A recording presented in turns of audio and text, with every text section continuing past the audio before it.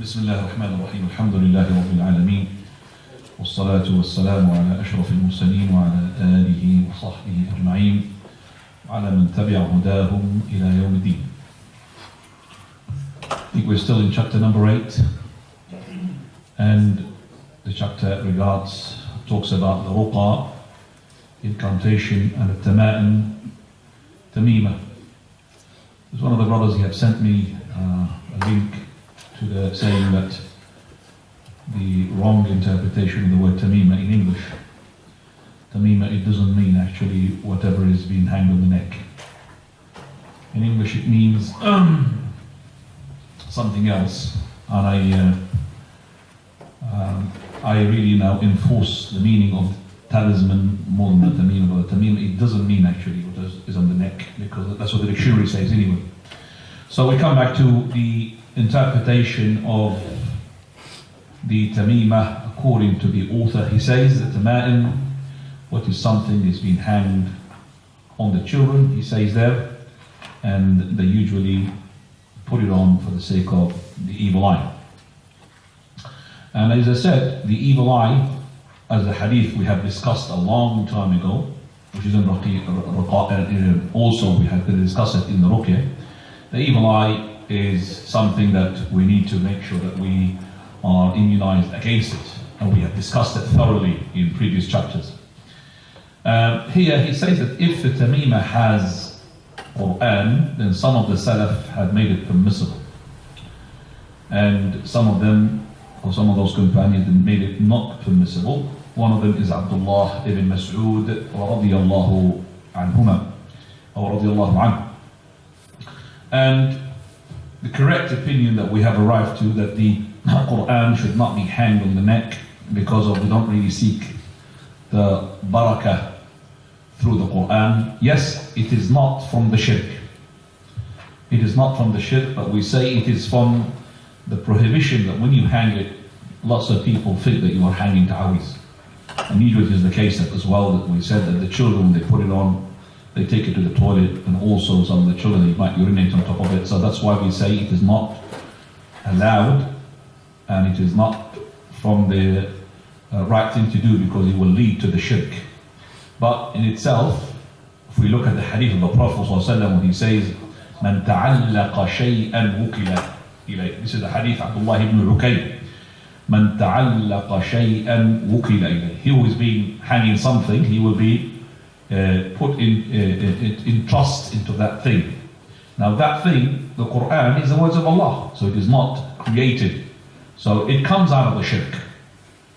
But we said that this is not the etiquettes of many companions, one of them Abdullah ibn Mas'ud, and also his students, as we're going to see inshallah. And when we put, for example, Ayat al-Kursi, or a verse of the Quran on the neck of a person, people now start not really reciting the Quran, or learning how to recite the Quran, or memorizing the Quran. They just say that I've got a piece of Quran on my neck. We find as well that some of the women, they put even the words of Allah on top of their chest, and some of them are even not really decently dressed. They put it on top of the part of their chest, the word Allah. And I find it very insulting to the Almighty Subhanahu wa Ta'ala when the woman, she's naked, she's putting the word Allah Azza wa Jalla on her neck, even though that she's telling you that she's a Muslim. But in somehow that I find it insulting to the Lord Almighty Azza wa Jalla. And I find it, there is no difference between a woman who is putting the words of Allah on her chest, or a woman putting Allah on someone else, on her body, or a verse of Quran. That's the same thing. And al-ruqa, he says here, as has been explained, al-ruqa is the azan, ta'awiz, incantation. And some of it shirk, as we said, some of it is not. And he says that the Prophet ﷺ had given permission for the evil eye and the sting of a poisonous animal. Now that permission is not just for those two. We know that the Prophet ﷺ, he used to make the ruqa to himself by spitting into his hand and reciting the Qul Huwallahu Ahad, and he wipes himself all over. And that is type of the ruqyah. So you could have ruqyah from yourself as an immunization, you could have ruqyah from the magic, all of that.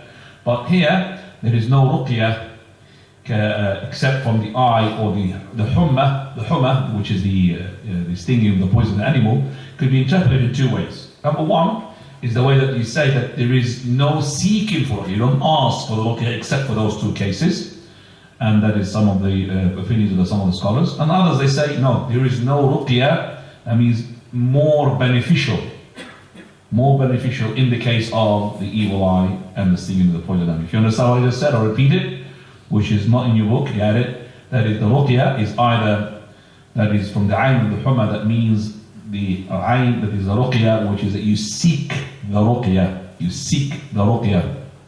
you ask for it, istirqa, in those two cases. And the other opinion, which is closer to the haqq, that is the opinion to say that the ruqya is so beneficial in these two things, which is the evil eye and the stinging of the poisonous animal. And we have discussed that, if you remember, in the hadith of the Prophet ﷺ, when he had seen the prophets passing by him, the Prophet coming with someone, person coming with 10. Do you remember that hadith? We discussed the ayn. Can anybody tell me what is that hadith? Where does it talk about the ayn? Yalla Shakir, what does it talk about? The ayn. What is that hadith? You remember I talked about the hadith thoroughly. It's a story.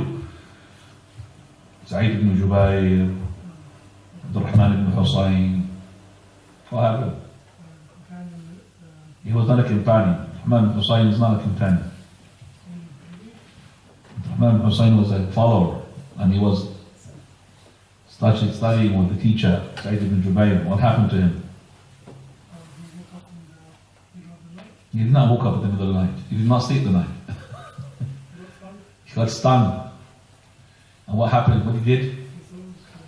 He sought ruqya. And Sa'id ibn Jubayr, did he approve that? Approve half of it. Yeah. But better not to seek ruqya. So what was the person who had helped him? What is that proof for Rahman ibn Husayn to seek ruqya? Hadith حدثناه الشعبي. Remember Sha'bi? What the Sha'bi said? That the ruqya min ayn al-humma. We said that this hadith as well is not easily from the Sha'bi, from the Prophet of Allah. Hadith Burayda ibn Husayn. Nothing forget about all of that. That is the Prophet ﷺ said, La ruqya. There is no ruqya beneficial, stronger than the case of evil eye or humma, which is stinging of a poisonous animal. Remember that? We talked about the ayn. Yes? A long time ago, subhanAllah. Your brains let you down, guys. طيب. So, tiwala. Tiwala, something that the women, they used to do in order to make their husband love them. The same thing with a man loves a woman, or a woman loves a man. And we said from that as well, we add to it, as the Shaykh ibn Uthaymeen, he says, ad-dibla, which is the ring. Yes? The ring as well. The one they put it in the finger, that is as well to be added to it. Right, let's go now to the following, which is Ahmad, he narrates from Ruwayfi'. That's the one.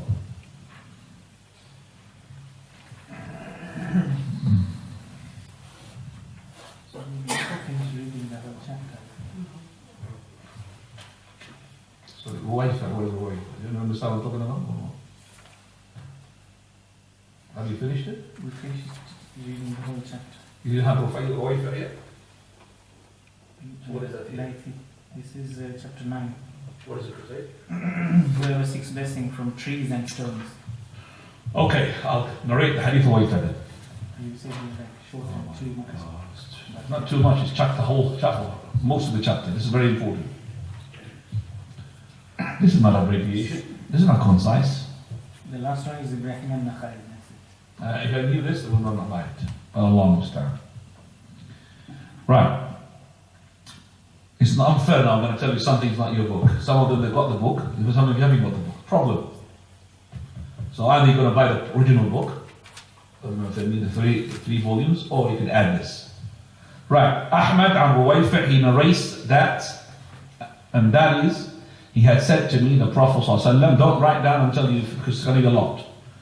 O Ruwayfi', he says, the Prophet of Allah to him, if life is going to be prolonged for you, then tell the people, he who had عقد لحيته, twisted his beard, تقلد وترى, he hanged a string and أو استنجى برجيع دابة أو عظم, or he had made a stinja, cleaned his private parts with the stool of an animal or a bone, فإن محمدا بريء منه. For verily Muhammad صلى الله عليه وسلم, it got nothing to do with him.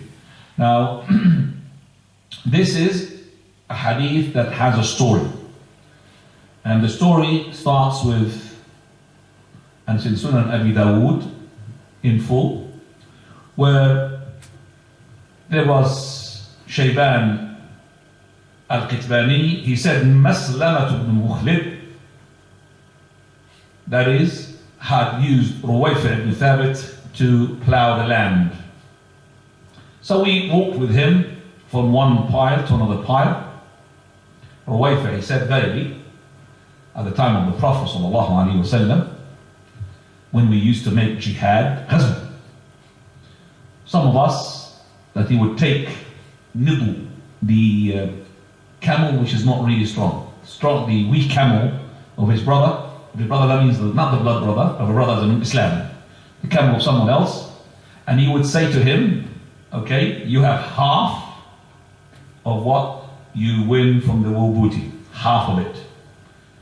So one of us would go and he would gain only maybe just the arrow, or he would gain the feather of the arrows, or even the metal on the arrow. So then the Prophet ﷺ said to me about, Ya Ruwayfi', O Ruwayfi', لعل الحياة ستطول بك, very life maybe it's going to go longer for you. قال فأخبر الناس, tell the people after me that he who had, and then hadith which is, who twisted his beard, or he had put a string, or made a stinja with a bone, or the stool of an animal, and the Muhammad ﷺ, it's got nothing to do with him. This is the hadith in front of us. Okay, let's just discuss it. Right. Ruwayfi', he is Ruwayfi' ibn Thabit, ibn Sakan. And he's a companion. And he says in this hadith that the Prophet ﷺ, he said to him, O Ruwayfi', if life extends for you, if life extends for you. And actually, that is a prophethood. Because the prophecy being fulfilled, this man had lived for a long life until the year 56 after Hijrah. That is about 46 years after the death of the Prophet of Allah. It's a long time. So when he says to him, the Prophet ﷺ, لَعَلَّ الْحَيَاةَ سَتَطُولُ بِكَ, verily maybe life will be prolonged for you. So this man had lived until 46 years after the death of the Prophet of Allah. He died in a place called Burqa, and it's from Egypt. He says, أخبر الناس, tell the people. This is a proof to say that it is important for a person who's got knowledge to inform the people, especially the ones who have got need. So if him on his own is the one who is knowledgeable, then it is a must upon him. And when everybody is knowing the fact, there being more than one person, with more than knowledgeable people, then it will be a collective obligation. So we understand from this, it's a collective obligation if we have more than one scholar who knows the fact. But if it is only him, which is in this case is only him, he has to fulfill his obligation by telling the people. And he says, "Man aqada lihiyatahu." Tell the people who had twisted his beard. Twisted his beard, that means he had tangled it. Now, the Arabs, usually it is the case that they will let go of their beard and they don't cut it. So this is the Arab habits, they don't really cut their beards. But they used to tie it.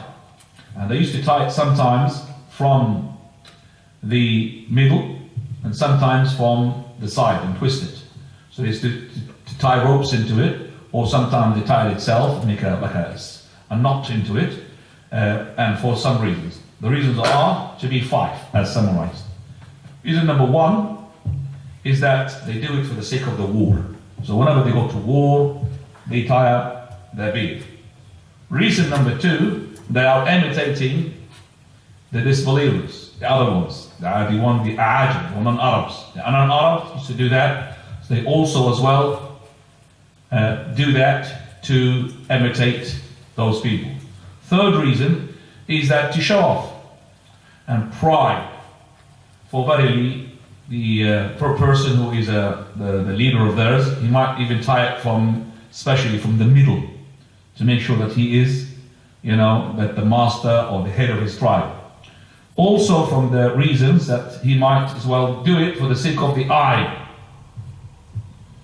evil eye. So he will save himself from the evil eye. That is as well. Also, it could be that this person, he wants to make his beard curly. And that is as well imitating the woman. He wants to make it curly. So once he ties it up as well, he makes it curly. Right, so we said now, I'm going to repeat them again. Number 1, we said for the war. Number 2, we said because of, according to what did you say, number 2? Okay, because I want to know the order, I said. The imitating of the non-Arabs, A'ajib. And number 3 is the showing off, and the master, the head would be tying it from a different location, maybe he's in the middle. And also, number 4, evil eye. And number 5, okay, that is the imitation of the woman by making it tangled and curly. We add to that, it's not number 6, but you could add to that as well, the aqd for salah, because the Prophet ﷺ told us not to tie up our beard in the salah, in the prayer. And it's considered to be like kaff al-thiyab. Kaff al-thiyab means like you are rolling back your sleeves, whether it is the sleeves of your arms or your sleeves of your sirwal, because everything in you would pray. So if you make aqd of your lihya, the same thing, the aqd means the time, and then your hair is considered like the hair at the back of yours. When the Prophet said to a man, he was tying up his hair, he said, loosen it up, because your hair is what? Prostrate. So the same thing with the beard. So all of that into that hadith. Man aqada lihyatahu. So the addition for that as well is the prayer. Okay. Now,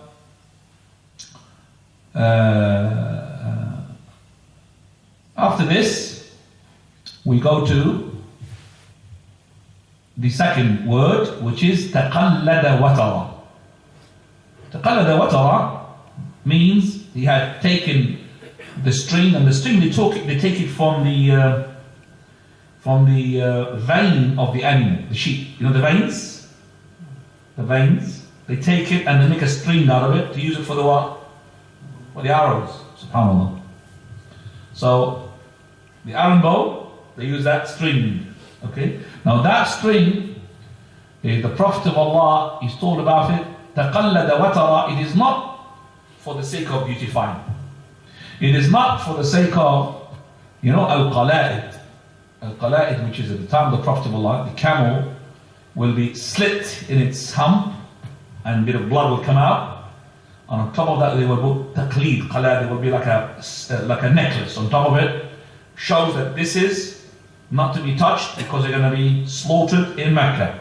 We call it al-hadi. So that is the hadi. It's different from the thing which is now here prohibited. What is the thing which is prohibited? Is a string hangs in it things that is like ta'awid, incantation, in order to prevent the ayn, all of that from the shirk. So this is the tamimah. This is why the link between this hadith and the chapter title, because of that word. Taqallada watar. You understand now the word of what? Watar. And this is the case for putting a string and hooking yourself to a string. How about the case of someone hooking himself to a dead person? in order to go and seek help from him and ask him to cure him. A'udhu billah. That's even more shirk. Then the third one, أو استنجى برجيع دابة أو عظم. The one who makes his stinja, wipes his private parts, the front or the back, after urination or after excretion. He does wipe it with either raji'. Where's the uncle, by the way? Is he right? Okay, close the door. Okay, come inside, uncle. The one called, tell us. Yeah, tell us. We switch out. We close the door. Thank you. Exactly. Heating is still, this is... No, it's not because of the heat. No, it's because of the difficulty of the breathing. Okay. Exactly. Right, so the stinja is well known even to the Pakistani people. Word which is common word now, stinja, which is to remove whatever is on the private parts, the front or the back. And the Prophet ﷺ here is prohibiting the usage of the stool of the animal. Now the stool of animals is two types. A stool which is pure and a stool which is impure. The stool which is pure, any stool belongs to animals which are permissible to eat. So the stool of the camel, the stool of the sheep, the stool of the cows, the stool of the buffalo, the stool of all of these animals that can be eaten, is their stool is to be what? Pure. Not only that, you could really drink the urine of the camel, the urine of the cow, because they've got medicine in them. They are to be pure. And whenever I say it's pure, it doesn't mean that you have pure. I could eat, for example, the poo of the sheep. It's pure. You could touch it. You could, whatever you want to do with it. It's pure. You could make medicine out of it. Okay, you could sell it. It's pure. It is pure. You could sell it. That one, when you use it, there is two things in it, which is not allowed. Number one, that it is not purified. Prophet ﷺ said, إِنَّهُمَا لَا يُطَهِّرُ. They don't purify. Number two, that stool is the food, the fodder of the animals of the jinn. So the jinn, they've got animals.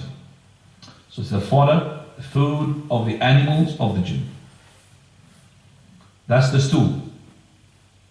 As for the stool which is for impermissible animals to eat, like the stool of the donkey, the stool of the cat, the stool of the donkeys, which is not the zebra. I'm talking about the donkeys, which is domestic donkeys. The stool of the, for example, the lions and the dog, all of that. All of this stool, you could use it if it's dry to clean. Again, number one, it does not purify. Number two, as well, that is, it is filth. Whatever impermissible animals eat is filth. When it's filth, I may not sell it because it's najis. I cannot sell it. Okay, it cannot be sold. Right? Okay. Cannot be sold, but it could be used if you want to put it on the fire and make it fire. You can't use it for the sake of cleaning yourself, even if you're cleaning something which is impure. Number three, is it the food or the fodder of the animals which are the jinn? Allahu Ta'ala. The animals of the jinn, it doesn't differentiate between whether the stool is pure or the stool comes from impure. Allahu Ta'ala. So they are animals. As for the adm, regardless of what type of human, it is adm of the animal which is meant here, or adm of a human being. Adm of a human being, it's obvious why it's haram. You cannot use the human being's adm. Allah subhanahu wa ta'ala told you to bury it, regardless of whether it's a Muslim or a non-Muslim. So if it's a Muslim, it's even more haram. And if it's a non-Muslim, why? We're not allowed even to leave the non-Muslim bodies outside for the animals to take them. We should be burying them. So it's not allowed. Even we can't use the body of a kafir, this believer, if he's dead. We can't allow to use his organs without the permission of his what? Family. So you can't just go and dig on somebody with this believer and take his heart. Doesn't matter because of that. No, it has to be the permission with his family. As for the Muslims, whether the permission or without permission, he's not allowed to use his body, because his body does not belong to him anyway. And also, cutting the person alive, the dead, is like cutting him when he's alive. Breaking his bone, cutting his flesh, it's the same thing as you did when he's alive. The bones of the animals and the bones of anything also, they don't purify. Prophet said, إِنَّهُمَا لَا يُطَهِّرُونَ. So the animal, the bones and the stool, they don't purify. Also the bones itself is the food of the jinn. Not the animals of the jinn themselves. Okay? So the food, Prophet ﷺ said, لا تستنجوا بالروث ولا العظم فإنه زاد إخوانكم من الجن. It is the rawth, it is their food. And the Prophet ﷺ said, forbade. As for the hadith, which is they don't purify, we know that it is, even it's unauthentic from the hadith of the Prophet ﷺ, it's unauthentic, the hadith which says that they don't really purify, but actually the prohibition of theirs is enough for us to say that they don't purify. So if you've done it, you have to repeat the purification. Now, at the end of this hadith it says, فَإِنَّ مُحَمَّدًا بَرِيءٌ مِّنْ. Muhammad sallallahu alayhi wa sallam, it's got nothing to do with him. When he says that, okay, then it is a major sin. Anything which ends up bari, or he will be chucked in the hellfire, or he will be deprived from the paradise, or there's a curse from Allah upon him, all of those verbs means that this is a major sin. Now, is it a major sin that means I've got nothing to do with him as a kafir? No, it does not mean it. It means I am got nothing to do with his actions. But it doesn't mean that you are outside the fold of Islam. No way. Otherwise we're going to chuck lots of people outside Islam, just simply because he's twisting his beard. And I told the brothers as well, some of them, they will do like this while they are listening to my talk. I've seen it. So that's not right as well. It's twisting, and then you end up what? Making twists in your beard as well. So that's not well right. Okay. After this, we go to Sa'id ibn Jubayr.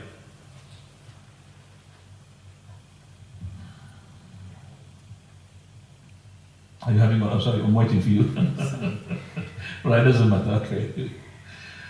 And Sa'id ibn Jubayr, and he is Ibn Dahma, as Abdullah ibn Abbas has described. Sa'id ibn Jubayr, he says, and he's from the great followers, من قطع تميمة من إنسان كان كعدل رقبة. He who had cut the tamima, breaks it, tamima, the necklace, the talisman, from a person which has got ta'aweed, then it is like setting a slave free. Rawahu Waqi'. Right. Now, the word in Arabic, this is Arabic language now, ka'adli or ka'idli. There's two words. Ka'adli, if the two are alike in terms of species-wise, and if it is a fatha on the ayn ka'adli, then they will not be equal, and they're not equal here because you're talking about tamima, and you're talking about setting a slave free, so they're not really the same species, because you're talking about necklace, which is made of lifeless, and something which is incomparable with something that's got life, that is the slave. So ka'idli or ka'adli. This is Arabic language now.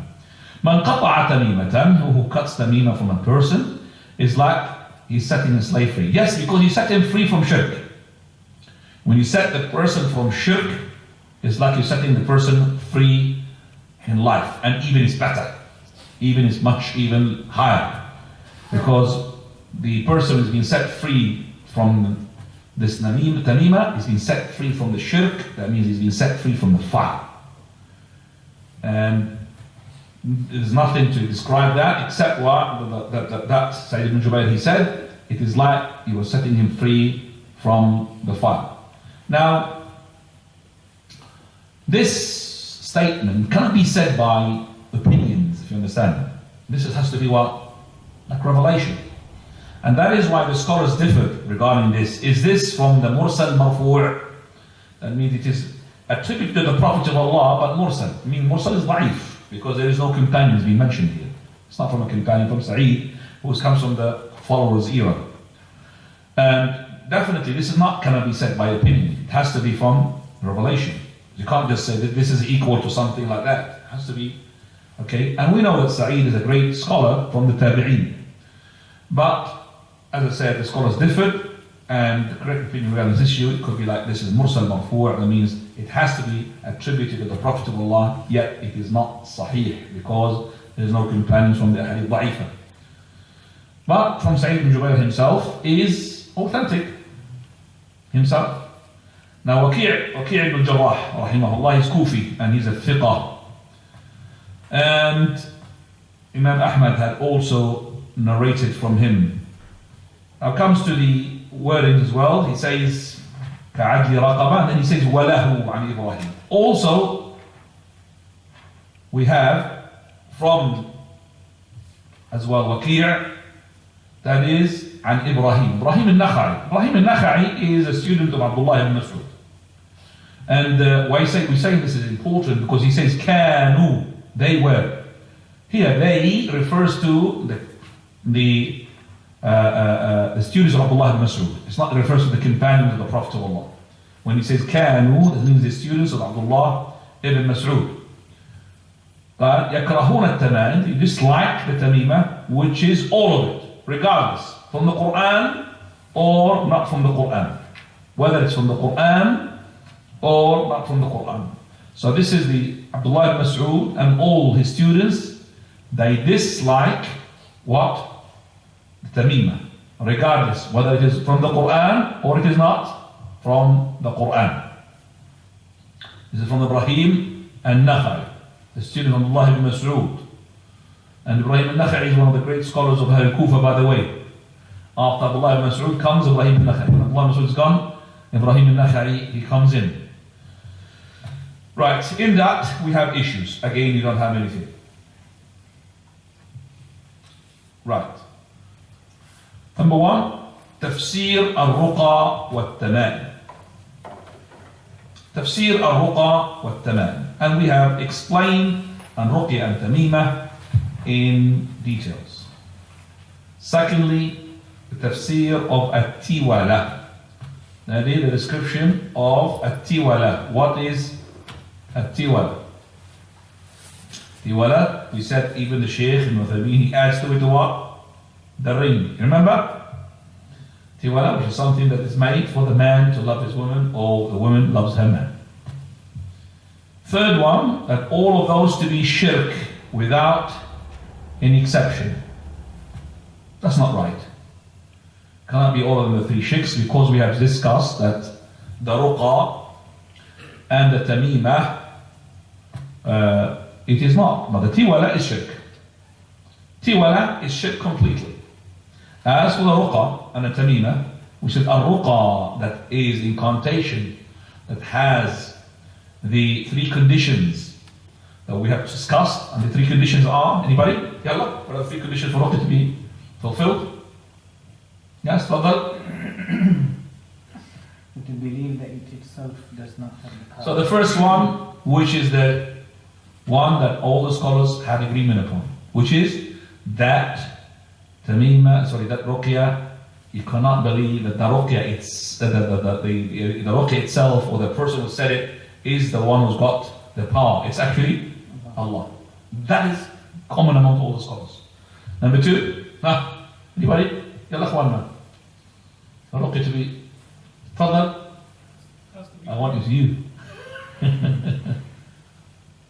Yeah. Has to be in Arabic. That is as well a condition, but it is not agreed upon by the scholars. They said, even if it is by other language, but it's understandable, not abracadabra. Remember abracadabra, open sesame? Okay, so it has. So if it's Arabic, because some of the scholars said Arabic is correct. That's what I've said. Second condition, but we say it is not agreed upon. So the first condition is agreed upon. You can't believe that the incantation or the one who says it is the one who's had the power. It's Allah, only Allah. Number two, which has to be in Arabic. But we said that it's not controversial. And we said the correct opinion is what is understood. As long as it's understood. Number 3.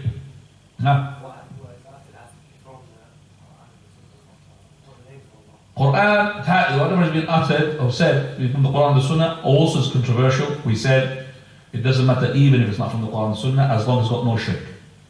So if you said to yourself, Allahumma shfi fulan, Allahumma shfihi ya Rab, Allahumma shfihi ya Rab, that's a ruqya, even though it hasn't been mentioned in the Prophet ﷺ's hadith. As long as you want shirk. Naam.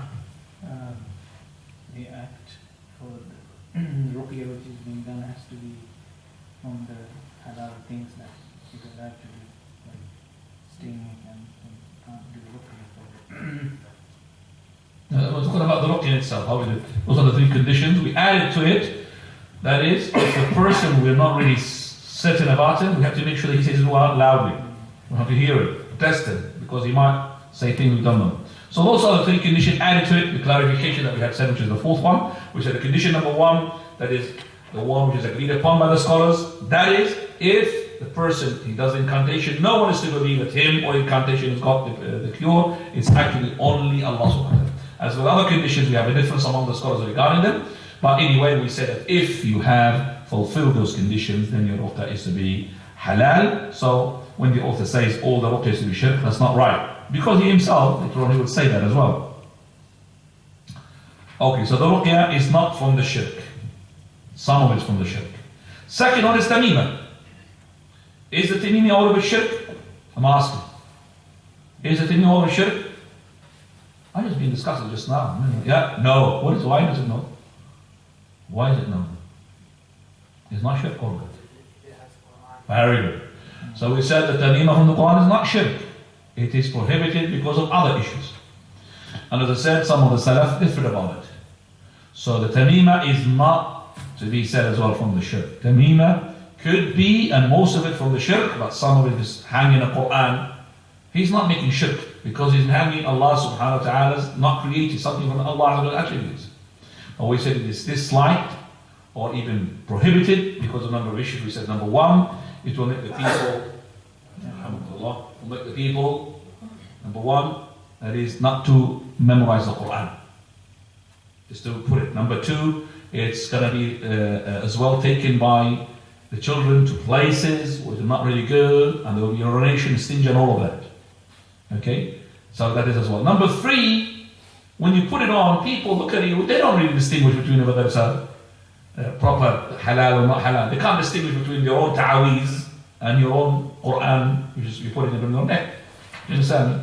And that is, you're going to call other people to do the same thing, and that is will be leading to the shirk. And that is why we say you should not do it. But it's not all of it shirk. So, tamima, all of it shirk, except if it's Quran, it is prohibited, but it's not shirk. By the way, minor shirk, is it a major sin or not? So what about major shirk? Is it major sin or not? So minor shirk and major shirk are major sins. Which one is greater? Minor shirk or zina? What is major? More sin. I'm asking him. See my point? My finger? Minor shirk or zina? Is it minor shirk? Like for example, you put ta'aweez, but zina. Which one? Huh? Which one? Minor shirk. So putting the ta'aweez is more sinful than zina. Because these people, when they put the ta'aweez, they don't believe that they are doing shirk. Okay? And these people as well, they are doing it because they believe, for example, let's say for example he's putting the copper, you remember? Bracelet from arthritis. Okay? They are actually, don't believe that this is curing without Allah. Because if they do, it's major shirk. But if they believe this is cured by the permission of Allah, we say this has been proved scientifically, or is it like, what we call it, what do you call that? Some psychological, yeah? Psychology. So when you have psychological thing, it affects you. SubhanAllah, you're under the pressure, but you're not. They're talking about the water. Did they talk about the water? Yeah. Allah. Let's keep going. Okay, khair inshallah. Coming to the number 4. إن رقية بالكلام الحق من العين والحمى ليس من ذلك. The ruqya which is with the haq words for the evil eye or for the poisonous animal, it is not from the shirk. But actually, even from other than that, from for example, magic or the ruqya, from as well like a disease or illness, nothing to do with the ayn or huma, also as well halal if it's by other than the shirk. Number 5, tamima is from the Quran. Scholars are different regarding it. Is it from the Tanaim or not? We said correct opinion is not shirk. Abdullah ibn Mas'ud, he says it's not right to put it on, but we can't say it's shirk asghar because it's Quran. Number 6, and that is why Shaykh ibn Uthaymin rahimahullah, he is as well himself, he cannot say that this is like hijab, like a ta'weed. He cannot say like this, because he cannot say it's, even himself he says, I can't say it's haram. But later on he could see the inclined to be haram. He's inclined, because Ibn al-Qayyim rahimahullah, he's allowing it. Number 6, تعليق الأوتار على التوابع من العين من ذلك. That is to put the strings on the animals in order to protect them from the eyes, and that is the hadith of Ruwayfi. Number 7, الوعيد الشديد, the severe or the strong tone of a warning from the Prophet of Allah to the one who had put a watar, which is a string for the evil eye, and also for bringing barakah and all of that. Number 8, فضل ثواب من قطع تميمة, the excellence of the person who had broken a tamima. Now, you break a tamima if you have a power, but if you're going to break a tamima of somebody and it's going to lead to a war between two people, killing, is not right. So the father does it to his son or his daughter, no problem. The husband does it to his wife, no problem. But not the wife comes to break the tamima of her husband. The other way around is not right. A leader as well, or an imam of a masjid, the person who is in authority to do that, otherwise it will cause fitna. Okay.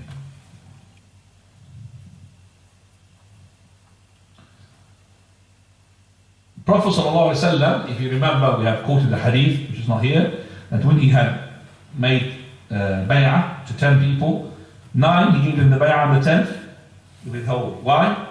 Because he said he's got a tamima. So he took it and he broke it, and then the Prophet of Allah gave him the bay'ah. As for Abdullah ibn Mas'ud and his wife, we said it is not authentic. You remember? Zayn. Number 9. كلام إبراهيم لا يخالف متقدم الاختلاف لأن مراد الصحابة. Ibrahim, when he said Ibrahim al-Nakha'i, the one which is a scholar of Kufa, he does not differ from what has been said before, because he's not talking about the companions of the Prophet of Allah, he's talking about the companions of Abdullah ibn Mas'ud. When the author, remember, he said that is some of the Salaf has ikhtilaf regarding putting the tamima from the Quran. Now when he said Ibrahim al-Nakha'i, he said they did not differ regarding putting the tamima, whether it's from Quran or not. He's not talking about they as in the companions, the Salaf. He's talking about the specific companions of Abdullah ibn Mas'ud. Is that understood? And that is issue number 9. By this, we have, alhamdulillah, come to the finishing or the end of chapter number 8.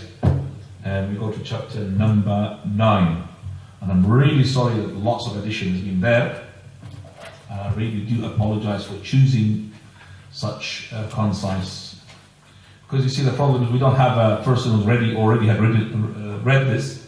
And I was under the impression that it would be helpful. But alhamdulillah, it will be reference for you. Can I just have you the English? Have you got English? So if I ask you to bring, this is volume number 1. How many volumes? 2. I brought you 2 volumes of this. Maybe going to put you off. That's the problem. This is what you should be buying. You should buy that. Okay? That is Kitab Tawheed and all of the explanation of it. Okay? I added a number of things on it. It's not really just from that book, but I'm just saying this is what we should be having, because we are going through Al-Qawl al-Mufid. Right.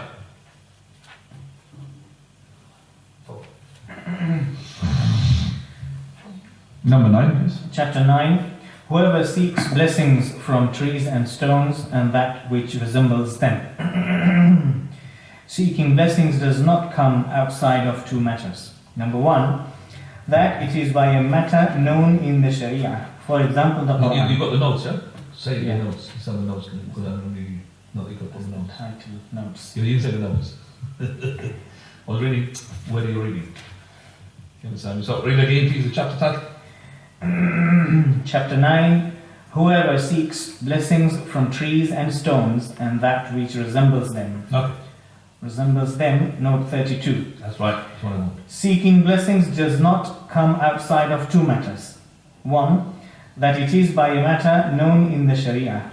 For example, the Quran, as the Most High says in chapter 38, verse 29. كتاب أنزلناه إليك مباركا. I'm not going to do this because it's not linked. I don't know what is he explaining. So, but this one I could say it now. So A book. almost the translation, please. Don't wait for me. A book which we have sent down to you full of blessings.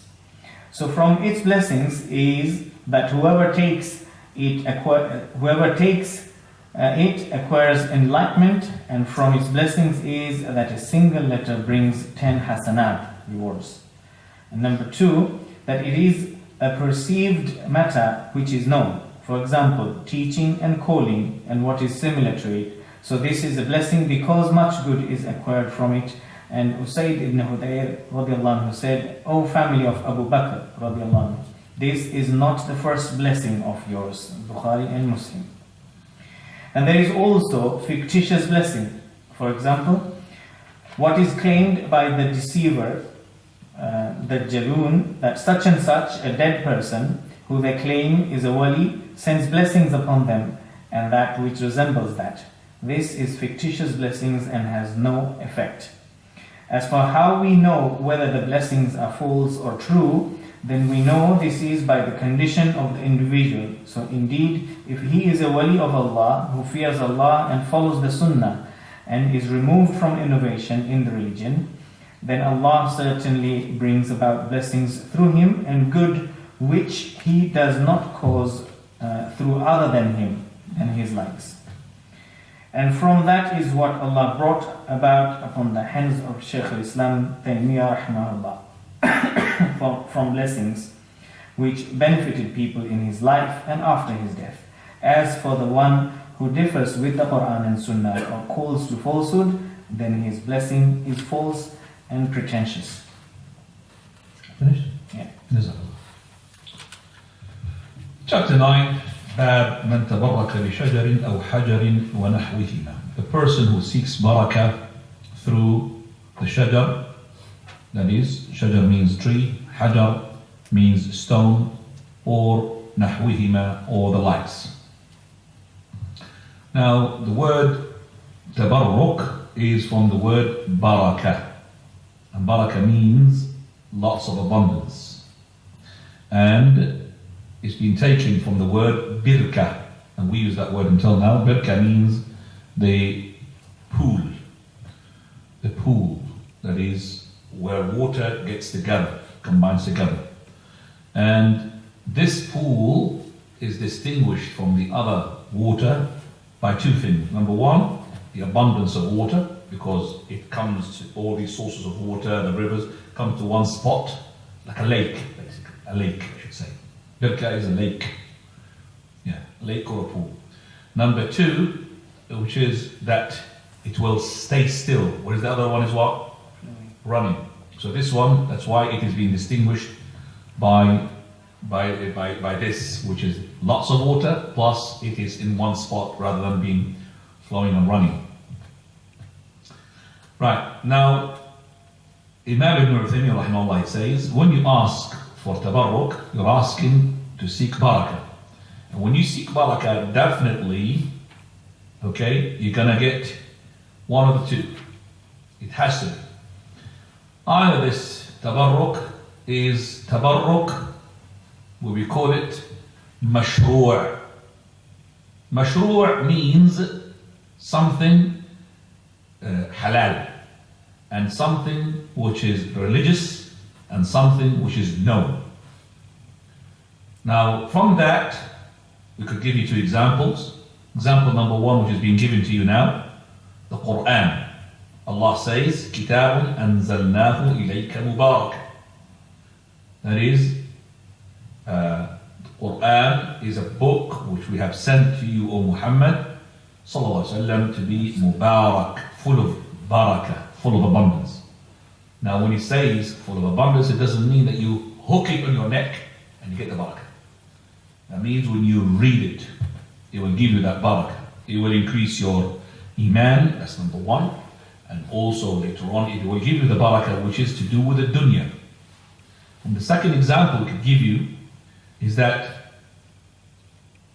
also from the Quran itself, that the Prophet said, he who recites one letter, then he had what? A hasan. And each hasan will receive what? That's the barakah. 10 multiple. So alif lam mim, hasana, hasana, hasana, that's 3 hasana, multiplied by 10, gives it 30 hasana for reciting alif lam mim. The barakah of the Prophet sallallahu alaihi wa alihi wasallam's items. All the Prophet of Allah's barakah, tabarak. This is the second example, which is from, for example, the barakah of his wudu. Remember, whenever he makes wudu, companions will fight to take that wudu. The barakah of the remaining water in the pot. Remember those guests from Bahrain, after the Prophet of Allah had finished his wudu, whatever was in the pot left, they drank it. The barakah of the hair of the Prophet of Allah, when he cut it, when he made the Hajj, he gave his hair and he sent it by Abi Talha al-Ansari. Talha al-Ansari took it and he gave it to the companions. And each one had taken some of the hair of the Prophet of Allah. Why? Because of the what? The barakah. And this barakah is only for the Prophet of Allah sallallahu alaihi wasallam, no other prophets. No other prophets are allowed for that. So only for the Prophet, as long as we know. So if the hair of the Prophet of Allah is a barakah. And Khalid Walid, we said a number of times, he used to put what? 3 single hairs into his what? Helmet. He used to fight with it. And he used to seek barakah. And he said, I've never been defeated in the war. I don't be defeated because of those 3 hair that he used to put them in the helmet of his Khalid ibn Walid radiallahu anhu arda. So this is tabarruk mashru' in number 1, which is shar'i, religious, and ma'loom, known. So it is religious and known. There is also tabarruk, permissible, mashru', which is with something hissi ma'loom. Hissi means something that perceived and known. Like for example, when you sit with the people who are salihun, you sit with them, you get barakah. Feel the barakah. When you mention them, so when sometimes you mention the story of, for example, Waqi', the story of Suhaib ibn Jubayr, the story of the companions, you get barakah. We mentioned the story of Sheikh al-Albani, we mentioned how of Sheikh al-Albani, you get barakah. That's a barakah. So the knowledge of the scholars is tabarruk. All of that is called tabarruk mashru'. So we've got now tabarruk mashru', number 1. Number 2, tabarruk not mashru'. It is not permissible. Tabarruk mashru', we explained it, is either by something which is religiously known, like the tabarruk of the Prophet's athar, item that he left, the pot and his clothes and his hair, and also by the Quran. And reciting the Quran. Okay, but it's not like, for example, putting my Quran inside my glove compartment. I don't touch it. I'm just having barakah, so my car will drive properly. Okay, the Quran is not like that. Some people they do that, or they hang it in the middle mirror. They wave me like that. That's not tabarak. That's not tabarruk.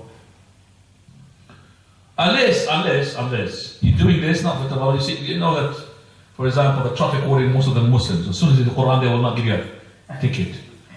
It does happen, you know that.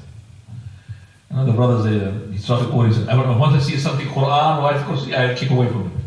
But this one works both ways. If it's a disbeliever, he sees it, let me give him double ticket. So it works both ways. So, number 2, the tabarruk which is not permissible. Tabarruk is not permissible, like tabarruk when he mentioned ad-dajjal, the liars.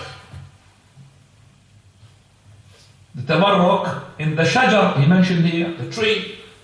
Gives an example, and what? Remember shajarat Anwat? The tree of Anwat. They used to hang their weapons on top of it in order to get charged, supercharged. Also with the hajar, with the stones. So you get barakah with the stones, and I've seen people getting barakah from blue stone, they hang it or whatever. Stones. Or seeking even barakah from the prophets, other than the Prophet Muhammad ﷺ, and the righteous. They go to the grave of someone, you say, I'm seeking barakah. Why? Taking some of the sand of that grave. Okay, or prostrating on that disc, if you remember, we talked about it. Okay, all of that, tabarruk is mamnu', is not permissible. And it is against the book and the sunnah of the Prophet ﷺ. Now, some of the people, they might be deceived by certain things happening on the hands of liars, magicians and sorcerers. For verily Shaykh al-Islam Tawheed explains that, he says, verily the shayateen carries them, so that the people will be deceived that they are holy men. And even some of them, those people, they would not really even continue his hajj. And one of those things that made me all the time, as a Shaykh Falah Ismail, Hafidhahullah, he says, one of this barakah, that this person is a Sufi man, he is in Africa. And every time the prayer comes, he does not leave his place. Okay? Now they won't go to the masjid. Whereas this sheikh, they bring him a handkerchief, they bring it 40 people, and then they put it on top of the sheikh of theirs. The sheikh Dajjal, of course, is not sheikh. And he would be inside. He said, one of the scholars, Shankidi, he said, I was there, and I was a kid. The sheikh stayed there inside the thing, and he was doing things, shaking. Okay? And he doesn't do jama'ah, doesn't do the prayer. The other ones came from the prayer. Then they take this handkerchief and then they start to say to the people, you know, I saw such and such in the Hajj. That means he was being carried, that's what they tell the people, all the way to Mecca. He made a prayer there, Jama'ah. Okay? They prayed there what? Jama'ah. With the people in Hajj, where you prayed in your own masjid. I prayed Jama'ah. So, Shaykh Abdul Rahman Nasr al-Sabi, the Shaykh of the Shanqiti, says to him, definitely you are Africans. So you know that there is a difference in timing of the prayers. When it's Dhuhr there in Mecca, it is not Dhuhr in your place in Africa. So how can it be? Is it Superman now? If we're turning the clock back or something, or what?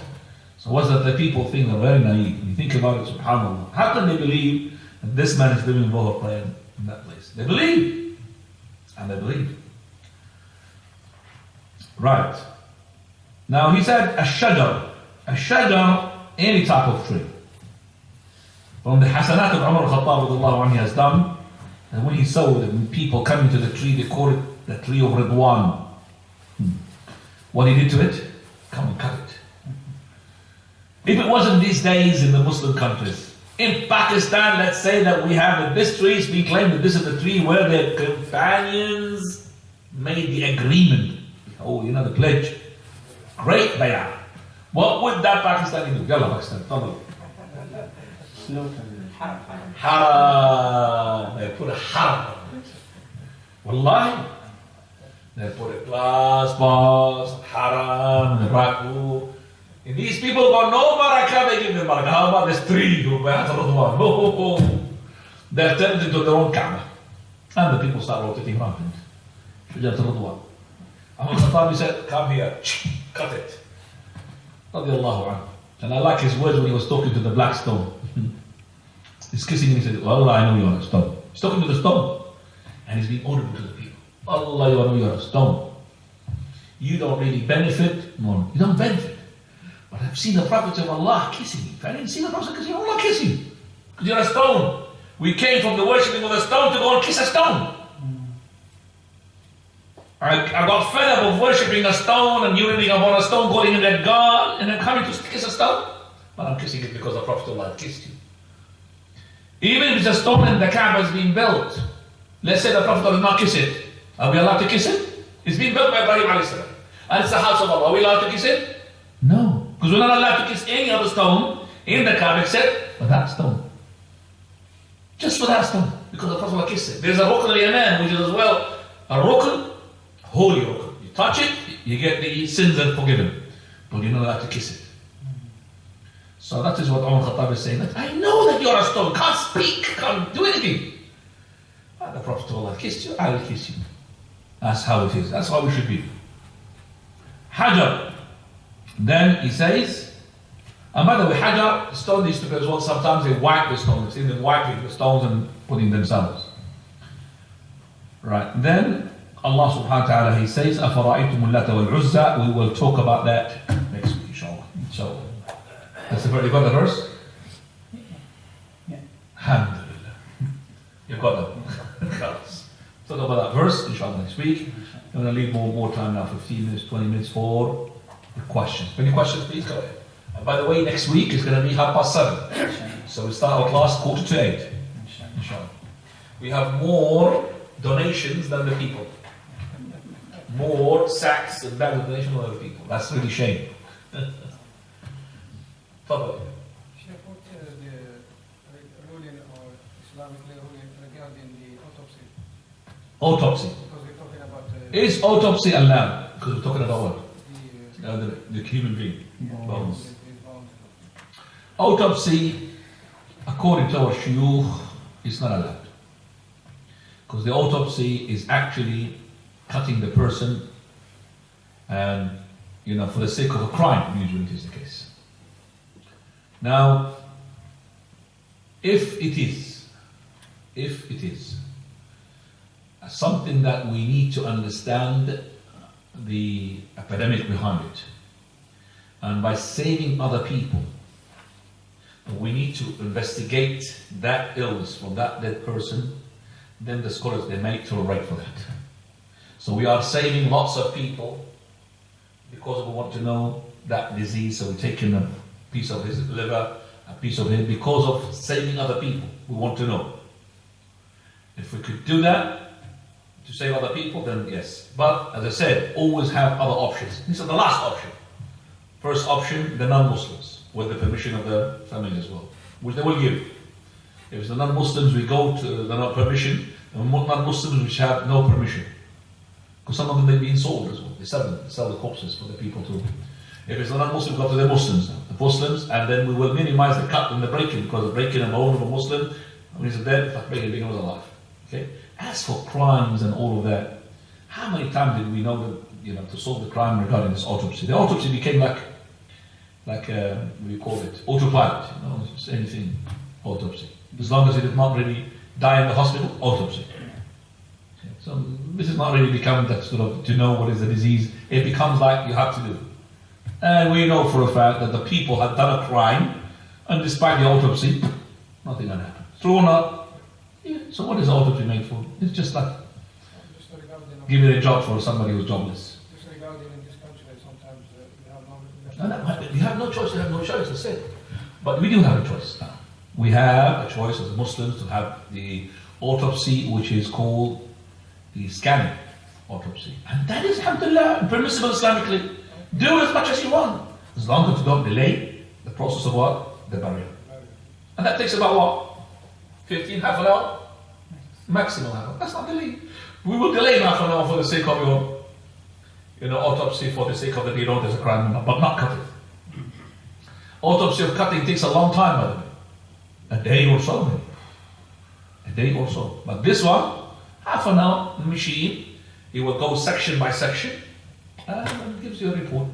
It cost about, when the pound was up, of course, before it drops the pound, before it drops down, about 300, 400,000, something like this.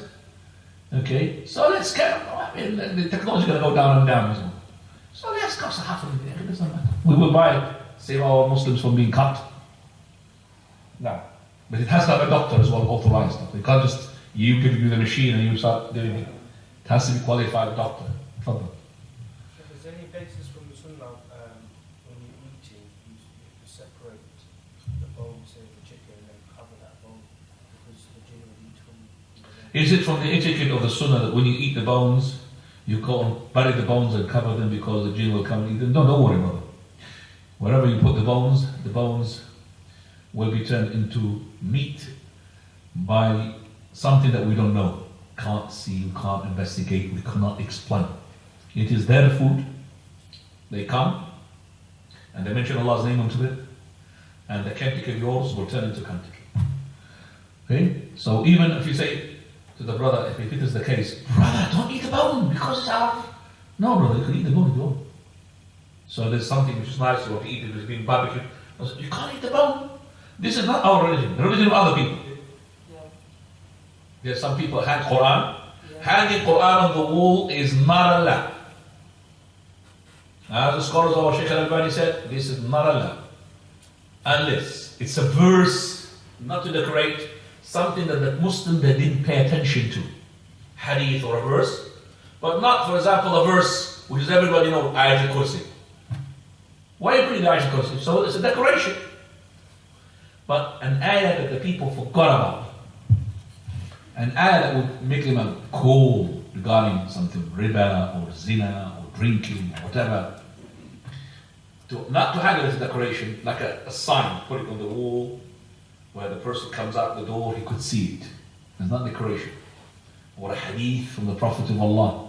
So it's not hanging to decorate, it's hanging to remind. Reminders, you understand me? Not when the person puts reminders, he throw a book on his table. But this guy, we're not going to be reminded of this. I'll put next to his door where he comes out, like a leaflet, a sign. I used to put to a very close relative of mine without saying how close it is. As soon as he comes out the door, he reads, Dirham riba ashaddu inda Allahi min 36 ziniya. 1 dirham riba is more evil in the sight of Allah than fornicating 36 times. Because his money is in riba. His money, he puts it in the bank, all of it, because he won't have riba. Riba means riba. It doesn't mean usually. Riba. You could call it big interest. Interest and big interest. Riba. I don't like the word interest. Because the word interest is nice. It's your interest to have interest, isn't it? Yeah, it's interested word, interest. But riba, riba. Ooh. You say riba, you don't like the word. So that is no problem. Now, other question. They use it for tabarruk. Tabarruk is not allowed. Now, When you go to some Muslim places, actually, outdoors, they have decorations with the ayat and this sort of thing in their rooms. If you have a relationship with your wife, is that permissible to have with the Quran hanging up in that room? no problem that if the Quran is hanging in the room, for example, to have a marital relations. That is not right. I mean, for example, when you have that reminder on the door or of a bedroom, and you have it, it's not no problem because the bedroom is not a toilet. Okay, and you have your room is doing something haram with your wife. It's a problem with something haram. So if you suspect that something is going to be haram, you could hang something to remind them of the haram, even Quran. There's no problem about that because as long as you know that it's not going to be misused, it's not going to be humiliated. It's going to be these Muslim people are will honor the Quran. But if they're not disbelievers, they might poo on top of it or say something on top of it. It's not allowed.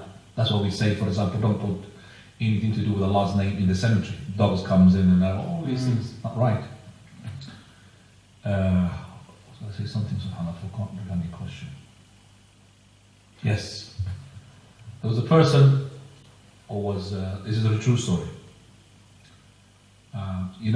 Sometimes when you go to hotels, you're not really worried about verses of the Quran. You're worried about making pictures. Okay, some of the pictures, they're not totally naked, but they're a bit naked. So what are you going to do? The massive ones, sometimes, you can't even take them out. So one of the shuyukh, and very funny guy, very funny person, mashallah. So he had a room for me, and there was one of these pictures, big one on the wall. So I said, that picture, can we just ask the people to pick it out? It's a big one. So he laughed. I said, why are you laughing? He said, I'm going to bring them out, but I'm going to tell you what happened to me. He says, once I was in a hotel room like this, and And this picture there, which is showing the top part of hers, not totally, but you know. So I said to the one who is in charge, you know, I don't want that picture. He says, why? Well, if that picture comes into my bed, okay, but if it doesn't come to my bed, take it out. He's talking to him in his own tone, if you understand me. If that picture doesn't move and come into my bed, what for you bring it in? Just take it away. And that guy couldn't stop laughing. And took it off, of course. So anyway, the people took it off, alhamdulillah. They took it away for me, and because they want the money anyway. Because you're paying the room, so you're entitled for that. Now, Allah. But you people nowadays still see blessing from trees and rocks and that. There are still people who are seeking barakah from trees and rocks. I've seen it with my own eyes. And if you don't go further, we've got alhamdulillah technology. I don't know if you could see the YouTube, you're able to see. I've seen with my own eyes. And Allah gonna ask me about it. Went one day in my country, climbed the mountain to go to the sources of water, something called Hamamat Ma'in, there, hot sources of water. And to climb there is not really easy until they made the steps, long steps. And there I found a tree, and I saw my own auntie tying a string on top of the tree. I looked at the tree when I was a kid. It had lots of strings, colorful ones. And then I asked, what is this for? When I was a kid, he said to me, this is Maqam Suhaib. This is the tree where they believe Suhaib alayhi salam, the prophet, he was there. I don't know if Suhaib was there or not, but it doesn't matter. The tree was there, they call it Suhaib, Maqam Suhaib. And I didn't know at that time when I was a kid whether shirk or not shirk. The people, they do it.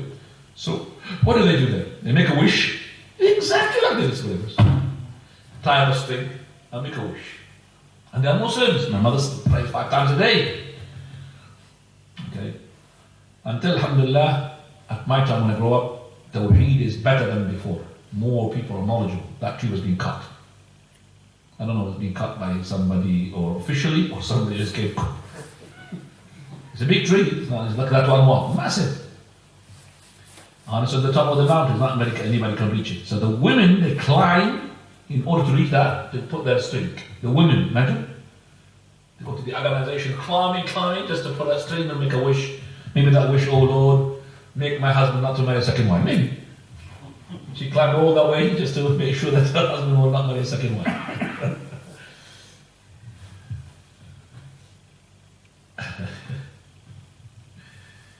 And with the husband maybe tying up a string and says, oh Lord, when can I get rid of my wife? What was that?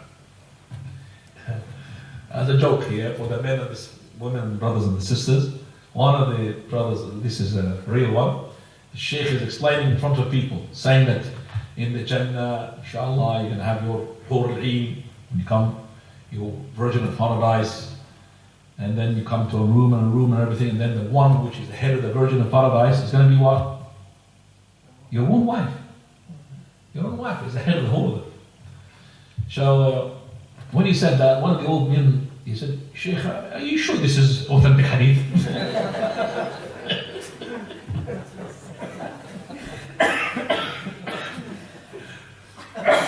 Are you sure?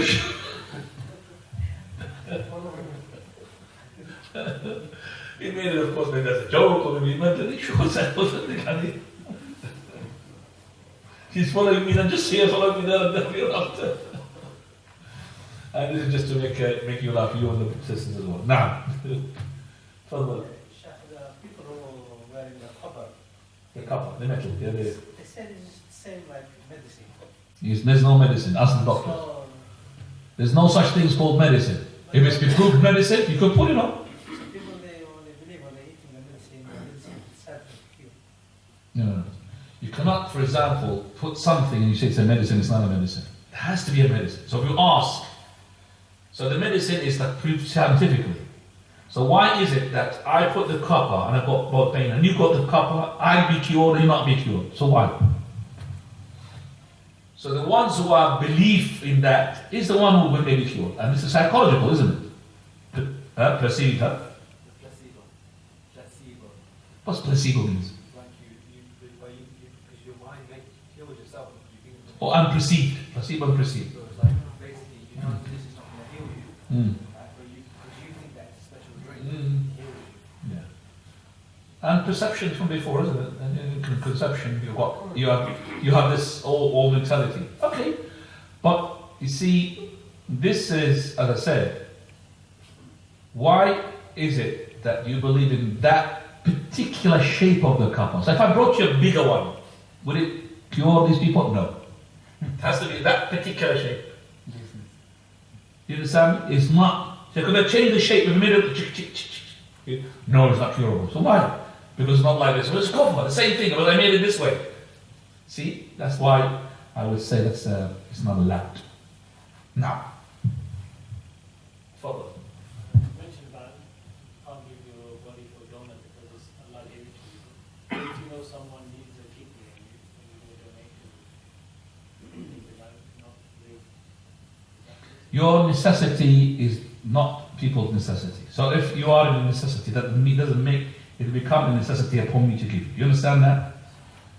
Do you understand what I'm saying? If you are in need and it becomes for you a necessity to get a kidney, your necessity does not become a necessity upon me to provide you with that kidney. Okay? The dismantle between necessity, you have to understand that as well.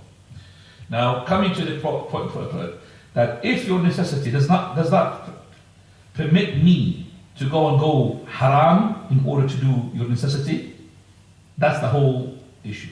I cannot go to make haram in order for you to take your necessity. I cannot go and steal money in order for you to survive.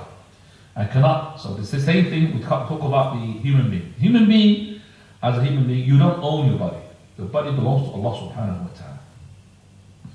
Now, when the person has a symptom like, let's say, kidney failure.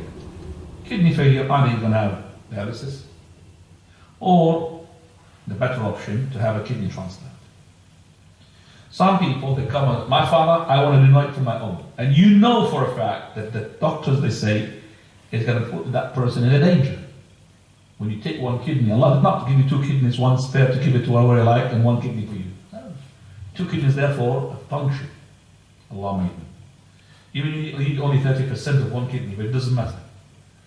So you are jeopardizing the life of a person when you have the kidney who is alive. You have other options. A donator from a non-Muslim, because they are not Muslims, they want to donate. Now, is buying a kidney from a non-Muslim donator halal? Do you understand me? Is buying. Now, the buying, the scholars are different. The correct opinion is not allowed. So it has to be free donation. We don't want now to have shops selling human limbs. We have spare kidneys. Imagine supermarket, because soup shop, hearts. Imagine. And the kidney is being frozen, of course. People are smuggled to countries for donation and giving it. Something. People are in black market, they're taken out kidneys and body parts sold. Yeah, they're taking it from alive people. Alive, they sell it. Yes. They sell it to alive people. Well, yeah. Like somebody who said in Bangladesh. In Pakistan, there was some. And poor people, they're smuggled. In How much is it? Somebody said to me $25,000. You will get In Go $25,000. to these countries and they will manage. $25,000, but no, because you have to go through somebody who's in your country, because he will take some money as well from his pocket. It's all of it mafia. Like a chain. Yeah, it's a chain. I will give you that, I will get you that person, the other doctor there, the other doctor will get that poor patient who is in need of money, willing to feed the family of his. You want to sell one of his kidneys. Yeah. That's not allowed. But it's allowed for a kidney to be given to you by a disbeliever with the permission of his family. No problem. Because they are their religion. But for us, we cannot.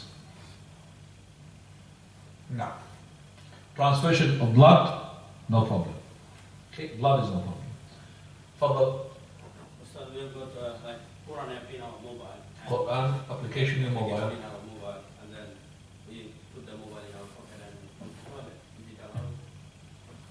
A number of times I answered the question, but I said to you, is your heart got Quran or not?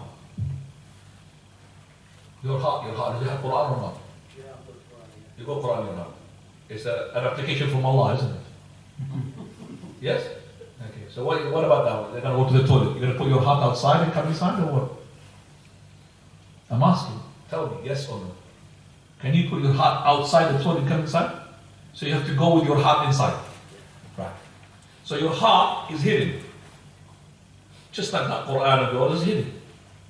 Whether it's a proper Quran, you put it in the back, or that mobile, which when you switch it off or you turn the screen off, it's not Quran anymore, it's a mobile. Yeah. So if I got this application of the Quran, which I have, okay, so if I put it like this, let's say like that. So if I like this, if I go to the toilet, it's not allowed because it's showing. But if I do like this, switch the screen. If I did like this, I could go, just like my heart. I could go like this, and no problem. Okay, don't leave your mobile outside because you're not going to find it if you come out. Do like these people who don't understand anything. Because okay, about Quran, and then you'll worry about your money. Take it with you, just like that, and hide it, no problem, inshallah. Okay, follow. Now. Then that's something. You know when the hadith talks about Badr, it's like the Badr, and the fact that Iblis was there and he ran away, and then the big shayateen that trained up in Ramadan, and Badr was in Ramadan. So which Iblis would that is that like Iblis is in head of Shaytan, Iblis, or is it one of the smaller Shaytan at the time? Yeah, how should Ramadan? Right. The Battle of Badr happens on the 17th of Ramadan.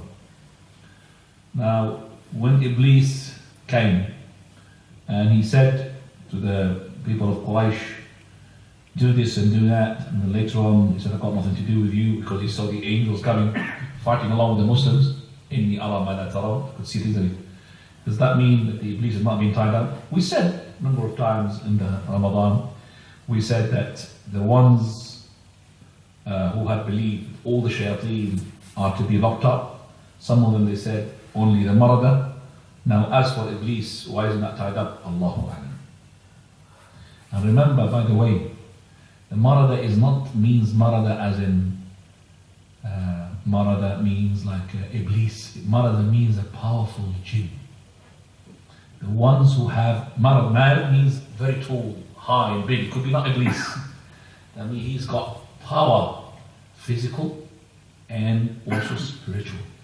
Those are the ones who tied up. You understand that? Married. Now, follow. Is the Islamic mortgage that the bank provide? Is the Islamic mortgage. Mortgage. So, all Islamic mortgage. And good, fix it up. Good correction. So-called Islamic mortgage. Eh, what? Is it halal? Is it something? Can we take it? I cannot talk about mortgages, and I don't like to have the word to say Islamic mortgages. I don't like that. Say mortgages. Don't say Islamic mortgages. Because you're saying Islamic zina. Is it halal? It's exactly the same thing. Wallahi, there is no difference. You're saying Islamic zina is halal. Islamic zina? How can it be? This obviously what the people. Remember, no one is saying, even the people messed up the whole thing. Because they made the halal, haram, halal. So mortgage is a mortgage. Mortgage is haram. So don't pollute that word by nice things. Just leave it polluted in itself. Because that word is mortgage. What is mortgage? Haram. You could say, is Islamic transactions is taking place these days. Islamic deals, Islamic investment, whatever you want to call it. But don't call it mortgage. Mortgage is like zina. So these days, costume. Costume, what do you think about costume now? Naked. That's costume. Nakedness. So you say Islamic nakedness. Same thing as Islamic costume. I don't like the word Islamic costume there. Put a costume in its own, and Islamic in its own. Because Islamic became a nail, in the wall. And everybody hangs on it things. Islamic mortgage, Islamic banks, Islamic dance, Islamic dance, Islamic insurance, Islamic, and then Islamic costume, burkini, The word Islamic is there, they hook on everything they want. Yeah, Islam is on its own, I don't know, I can't really talk about all the banks. There's Bank Al-Rayyan, Bank Al-Habib, Bank Al-Musharraf. I can't. I'm guessing you would take this to help. No, I don't track anything unless I'm really 100% sure. But I tell you what, there is things which are halal these days. The non-Muslim, they do it better than these banks. This is called the partner ownership. Partner ownership, they do it, the council, they do it, because they want to sell houses. And they're very good. They give you special prices, deal. And as well, they've got the partner ownership. Yeah, they're very good there. Share ownership. Huh? Share ownership, yeah. Very good. I looked into that. Look into that properly. But not all the councils, they do it. Not all the councils. So some boroughs, they do it, some don't. But how can they do it? No. So you have money, so you pay, for example, 100,000, you get it. 50,000, 8,000, you get it. And you own share of the house, and you start paying rent for the rest of the house. Whatever remains which is not being bought. Do you understand that? Yeah, private. Yeah. Yeah, but the bank is different. The bank, they don't own anything. They don't build houses. That's the problem with them. The bank, they tell you which house you want. Yeah, such and such place. And then they will, okay. They make a deal with you before they go and buy that house. That's the haram in it. Whereas those people, they build the house. They own the house. You understand me? That's the difference. Now, Would it be real khalqillah if a brother who became bald is trying to plant it? is it taghyir khalqillah if a person be bald, he wants to transplant hair? No, it is not. Because the transplant of the hair is nothing to do with a wig or wasl, which is time making longer. Because you are actually planting something in your hair because your head, okay, is supposed to grow hair. But if you're planting something else, if you're planting onion or it's not hair, then it's not taghyir khalqillah. Because khalqullah, vision of Allah, is that you have what? Hair. That's khalqullah subhanahu wa ta'ala. So no problem to have, and this, alhamdulillah, our scholars, they have no difference among this, and no problem to transplant, but not to put a wig, because a wig is a fake. Now, Should you still call to Tawheed by calling Tawheed because it will cause you to ask for So should you still call to Tawheed? So certain people, especially in Pakistan, if you call Tawheed to them, they're going to get people to put Sihr on you. called Tawheed? If you call someone to Tawheed, You called him? You call someone to Tawheed, Mhm. and by doing that, it's going to invoke them trying to put Sihr on you. Should you avoid that situation? You should still do it. I can't answer the question like this because it's a question which is generalizing things which are not generalized. I can't. Pakistan, It's not right. It's not right to generalize. In Pakistan, to say that every time you call somebody Tawheed, he will put magic on you. Certain relatives that you have, Mm. they're connected with these people. So by calling them, and they've made it outright that you do that. You are the person to judge, and I cannot really generalize a question like this. I cannot, because calling the Tawheed and put magic onto you. Person who's got Tawheed himself is very hard to be having magic on him. Very hard.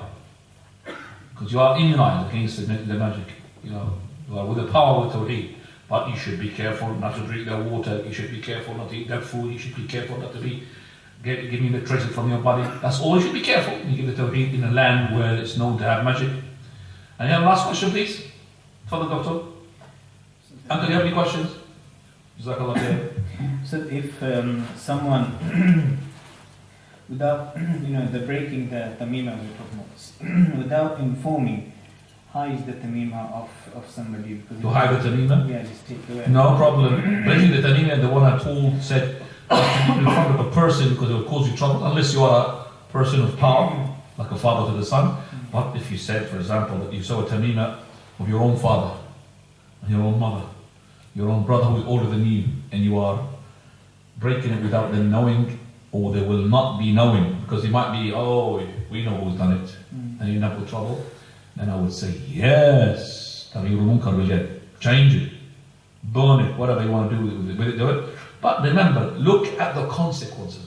Always, when you judge something, look at the consequences. If you're going to break this, you're going to end up with a guy, mushrik, coming to your house and making a live ta'awiz to your father. Why should I break it? Leave the one which is there, instead of getting more ta'awiz in your house. So you have to be looking at the consequences always. This is the knowledgeable person, look at the consequences. أسأل الله سبحانه وتعالى أن ينفعنا وقد سمعنا وجزاكم الله خيرا.